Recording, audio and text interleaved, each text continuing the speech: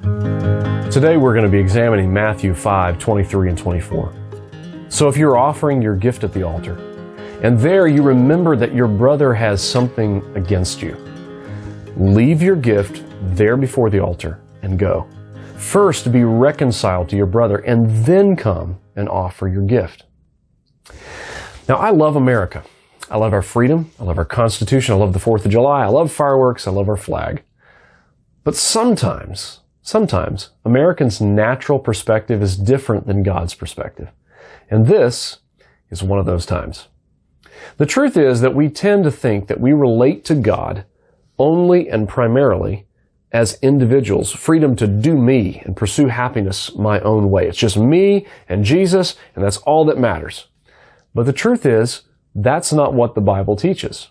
Instead, God sees all of our relationships, all of our life as connected, and our vertical relationship is only as good as our horizontal relationships. These relationships affect this one, the vertical one, and the relationship you have with God cannot and never will be right unless you are free of sin against your neighbor. Now, this doesn't mean that someone just doesn't like you, right? It means they have a legitimate complaint against you. The verses right before this that Jesus was just talking about running down people with words, saying unkind things about people and calling them fools and just running them down with words. Then he says this command about being reconciled. Isn't that significant, right?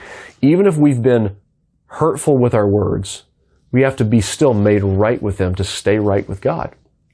Now notice the immediacy of making it right. He says, leave your gift at the altar. Like, leave it there. You've come to meet God, and God says, I'll meet with you when you're right with your brother. Wow. So here's the challenge. What does God want you to make right before you come to Him in worship and prayer? Is there someone that you've hurt, or someone who felt hurt, whether they really should have or not? Is there someone who rightfully has something against you? Were you hurtful to your wife, your children, your boss, or your employees?